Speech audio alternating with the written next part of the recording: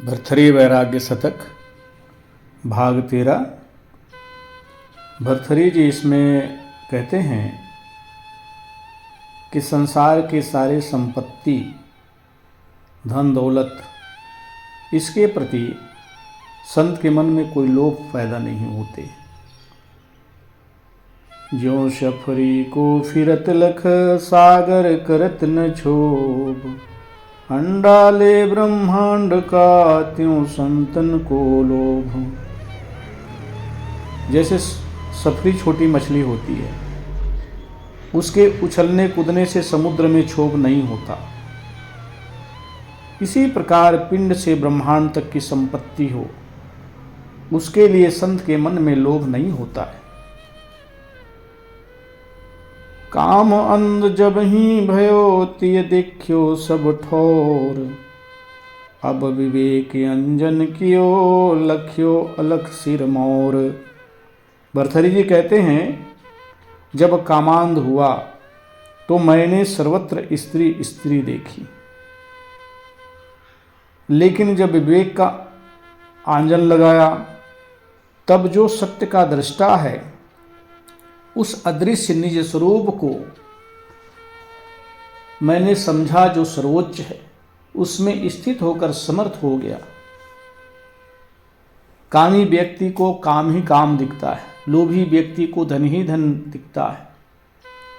उसी प्रकार जो आत्मलीन में है, उसमें आत्मा का सुख और आनंद प्रतीत होता है। पुनः भर्तृहरि जी कहते हैं, चंद्र चांदनी रम्य रम्य वन भूमि पुहुपयुत, त्यों ही अति रमणीक मित्र मिलवो है अद्भुत। बनिता के मृदु बोल महारमणीक विराजत, मानिन मुख रमणीक दृगन आसुन झर छाजत। ये कहे परम रमणीक सब सब को मन में चहत, पर इन विनाश जब देखिए तब इनमें कछु ना रहत। वन की भूमि है, रात का समय है, स्वच्छ चांदनी है, रमणीक प्यारे मित्र मिले हुए हैं। यह कितना अद्भुत है, कितना आनंदमय लगता है। सुंदरी युवती पत्नी के मीठे वचन मन को हर लेते हैं। युवती पत्नी क्रुद्ध होकर जब अभिमान से आंसू गिराने लगती है तो यह दृश्य मन को मोह लेता है। ये सब प्यारे लगते हैं, विषयी मन यह सब चाहता है, लेकिन जब इनके विनाश को देखते हैं तब लगता है कि इनमें कुछ नहीं है। युवती पत्नी कुछ दिनों में बूढ़ी हो गई, अब उसको देखने का भी मन नहीं करता है। जो एक दिन स्वर्ग लगती थी, स्वर्ग की परी लगती थी, अब वह नरक लगती है। सब कुछ थोड़े दिनों में कितना विकृत हो जाता है। वन भी कट जाते हैं। जो वन रात में सौम्य लगते हैं, आनंद में लगते हैं, मोहक लगते हैं, वही दोपहर में खराब लगते हैं। प्रातः का दृश्य कितना सुहावन होता है, और दोपहर धूल और बौंडरों से भरा हुआ कितना अनसुहाता लगता है। शाम की छटा मनोहर लगती है, लेकिन रात में जब अंधियारी हो जाती है तब वही भय देती है। यहाँ सब कुछ क्षण क्षण बदलता है, किसी चीज में मोह करने लायक नहीं है। जिसने कहीं मोह किया उसने अपने आप का वध किया। वह प्रेम कैसा जो एक से हटकर दूसरे में जुड़ जाए। अगर कोई स्वरूप स्थिति में प्रेम करता है तो उसका किसी प्राणी पदार्थ में मोह कैसे हो सकता है। उच्च वृत्तिगत मान समदृष्टि इच्छा रहित, करत तपस्वी ध्यान कंथा को आसन किए। तपस्वी सहज प्राप्त भोजन कर लिया, अभिमान से रहित है, अनुकूल प्रतिकूल में समता की दृष्टि है, संसार की सारी इच्छाओं से रहित है, गुदड़ी बिछाकर आसन जमा दिया और ध्यान में लीन हो गया। उच्च वृत्ति है अन्न के दाने बीन कर और उसे पकाकर खाना, और शिला वृत्ति है खेत से फसल उठ जाने के बाद पड़ी हुई अन्न की बालियों को चुनकर उससे गुजर करना। वानप्रस्थियों तथा तपस्वियों के लिए ये नियम थे। खास बात है सहज प्राप्त स्वच्छ सुपाच्य भोजन संतुलित ढंग से ग्रहण करना और अहंकार तथा इच्छाओं से रहित होकर समता से जीवन व्यतीत करना और आत्मलीनता का अभ्यास करना। हरि मेदनी मात तात मारुत सुन एरे, तेज सखा जल भ्रात व्योम बंधु सुन मेरे।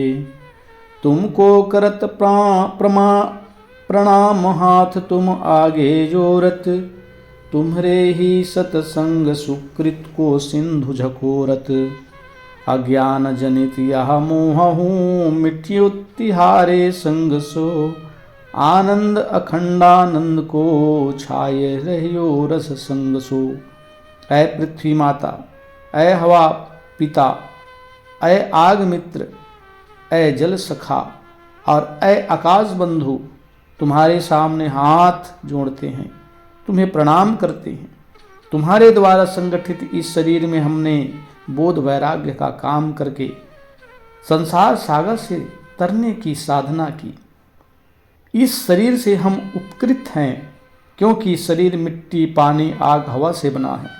इसलिए ए जड़ तत्वों, तुम मानो मेरे माता पिता मित्र सखा भाई बंधु।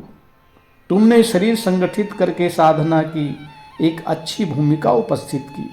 हमने सारी वासनाओं का त्याग करके अपना कल्याण कर लिया। तुम्हारे संग से अज्ञान जनित मोह को मिटा दिया। अब तो हरदम अखंड आनंद का रस छाया है। अब हम तुमसे सदा के लिए विदा लेते हैं, तुम्हारा उपकार मानते हैं।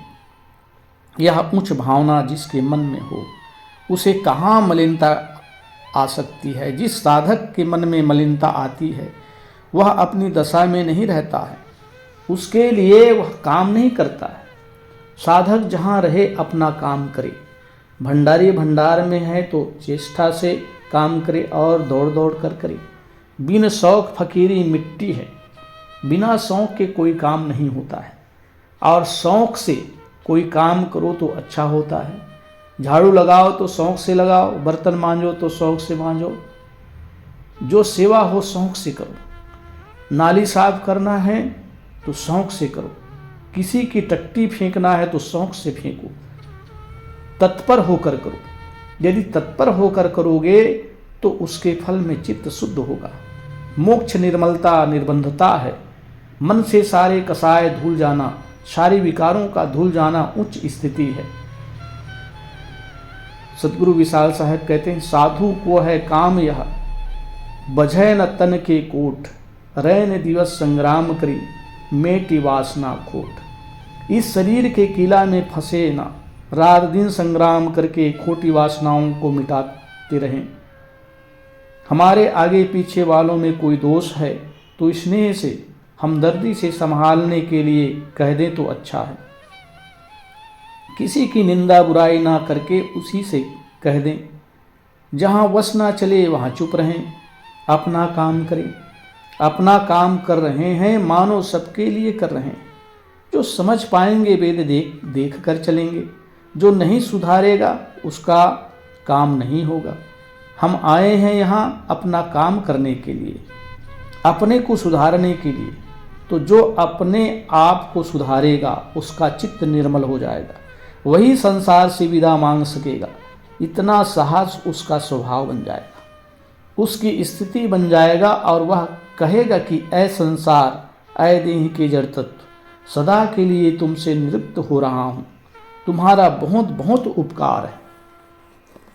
पुनः भर्तृहरि जी कहते हैं, जो लो देह निरोग और जो लो न जरातन, अरु जो लो बलवान आयु अरु इंद्रिन के गन, तो लो निज कल्याण करन को यत्न विचारत, वह पंडित वह धीर वीर जो प्रथम संहारत।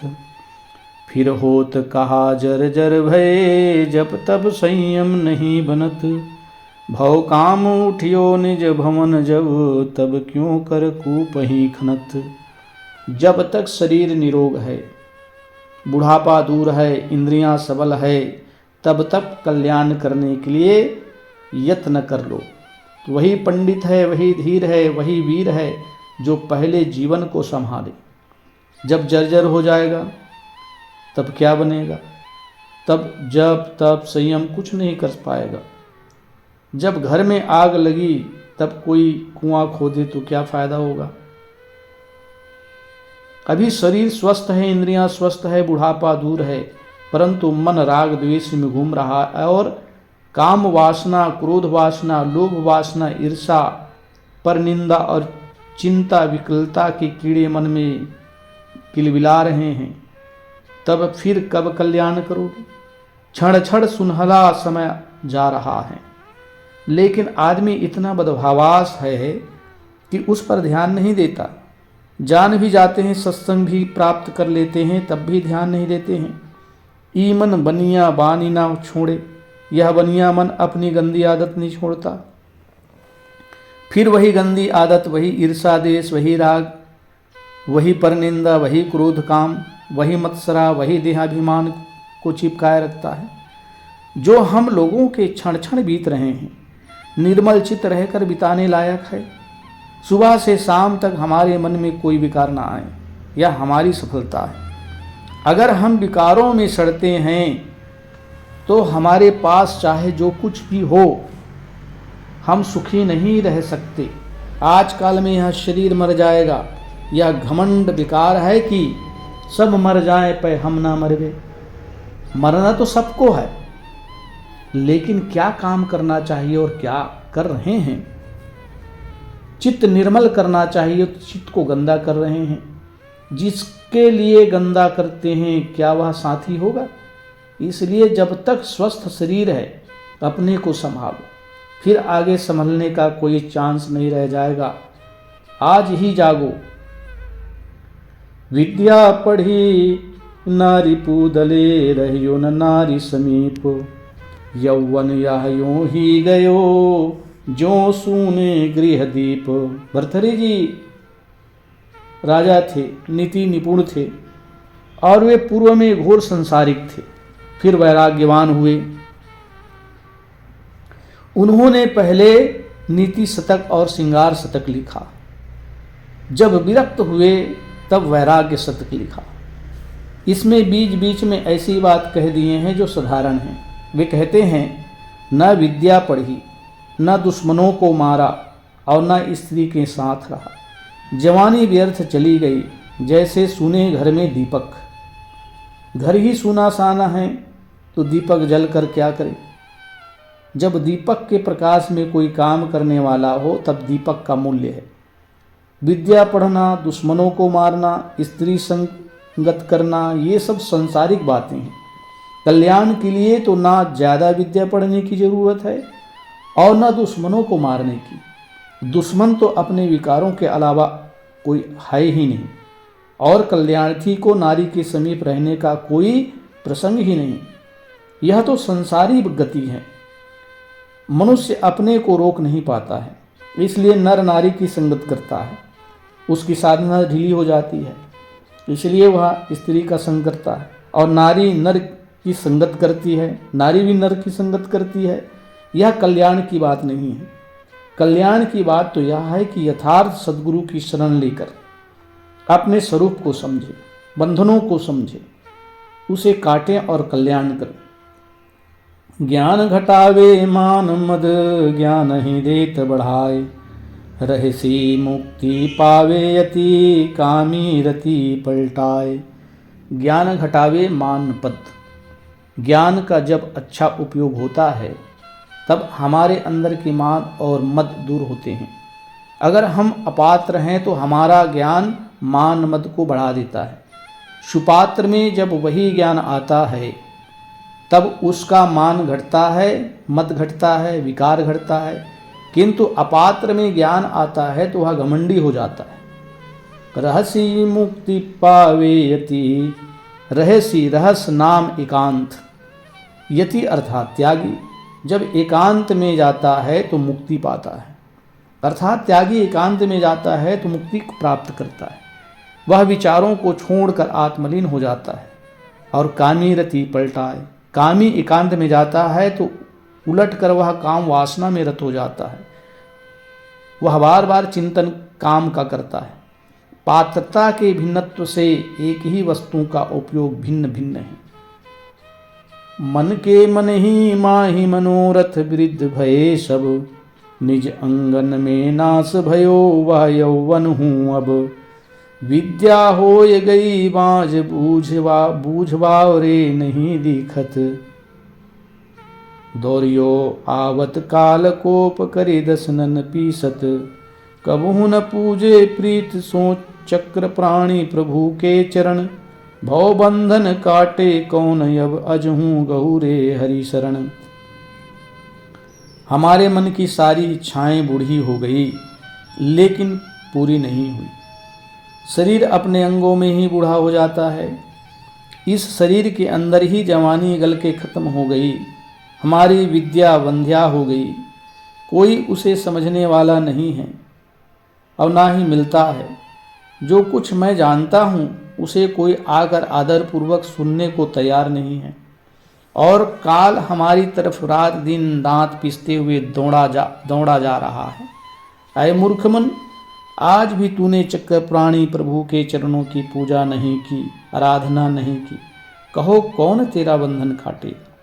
इसलिए आज ही तू हरि की शरण ग्रहण कर। यहाँ भर्तृहरि जी ने विष्णु भगवान की याद की है। वस्तुतः सद्गुरु ही चक्रपाणी हरि हैं और वह हमें कल्याण का रास्ता दिखा सकता है। सद्गुरु ही कल्याण के रास्ता दिखाते हैं। अन्य हरि तो केवल काल्पनिक आदर्श मात्र है। जो वर्तमान में बोध वैराग्य संपन्न पुरुष हैं, उन्हीं की छत्र छाया में रहने से, उन्हीं के विचार सुनने से हमारा कीचड़ भरा मन निर्मल हो जाता है। लेकिन तब होगा जब विनम्रता पूर्वक यह भाव आए। अगर साधक अपने मन में गंदगी लेकर बैठा है तो विवेकवान के पास रहकर भी कुछ फल नहीं प्राप्त कर सकता। संसार की इच्छाएं किसी की पूरी नहीं होती है, यह पक्का है, यह निश्चित है। जवानी का कितना घमंड करो, थोड़े दिनों में वह विनश जाएगी। इसलिए सब तरफ से सिमट कर अपने आत्मा का कल्याण करो।